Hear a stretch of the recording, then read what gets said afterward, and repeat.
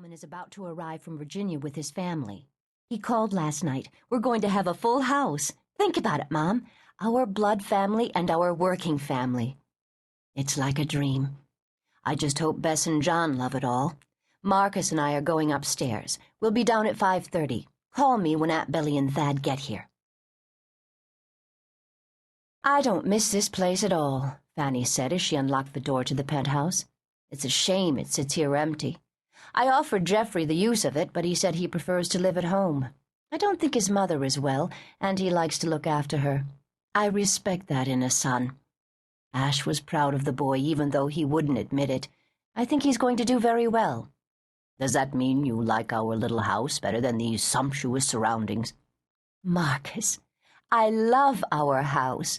What I really love is seeing you cook in that state-of-the-art kitchen. It's cozy. I love cozy things. I guess I'm just a snuggler. It reminds me so much of our old house back in Sunrise. We have a front porch, a back porch, a garden for flowers and vegetables, a dog run, a gorgeous fireplace, a jacuzzi. You to share it with. I couldn't ask for more. Retirement is so blissful. Being able to wake up and decide at a moment's notice to take a trip is... What is it, Marcus? It's wonderful. I have an idea. Let's take a shower together. Mr. Reed, you do come up with delicious ideas from time to time. I do, don't I? Last one in has to wash the other one's back. Sage Thornton stood at the end of the jetway, his stomach muscles churning.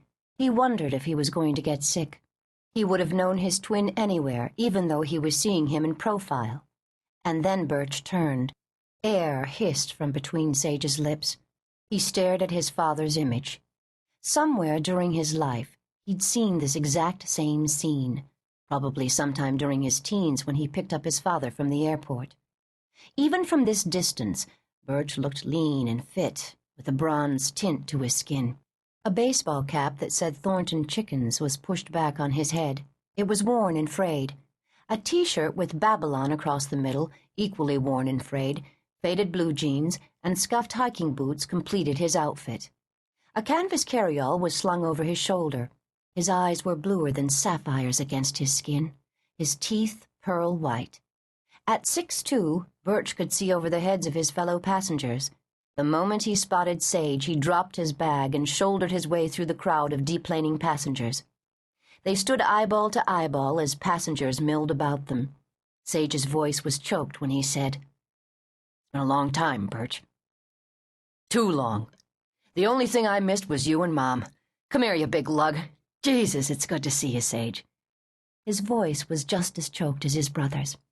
"I knew you'd be the one to get married first and have a family. I want you to meet my wife." Sage's jaw dropped. "You're married?" "Yep, to the most wonderful girl in the world. We lived in a tent for 3 years, so that should give you some kind of an idea of what she's like. She's simple and earthy like Mom. She's standing over there because she wanted to give us a few minutes alone. You're gonna love her." Birch motioned for his wife to join them. She was tall like a showgirl, thin but well-proportioned, with blonde hair faded white from the sun. Her eyes were dove gray, almost translucent against her honeyed tan. An eerie feeling washed through Sage when he met Celia's gaze. Somewhere within him, an alarm sounded. He backed off a step and held out his hand once the introductions were made. He saw the puzzled look on Birch's face. Celia's voice was sweet, almost honeyed when she reached for Sage's hand. "I feel like I know you. Birch spoke about you every single day." Sage forced a laugh. "I hope it was good." "Only wonderful things. I'm looking forward to meeting your family. We hung the pictures of you and your family in our tent. We used safety pins.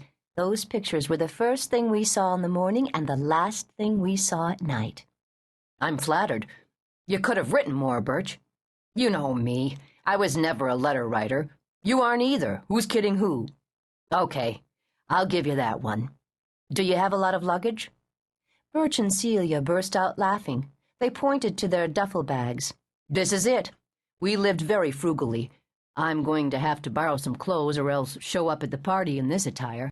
I'm assuming it's black tie." "You assumed right.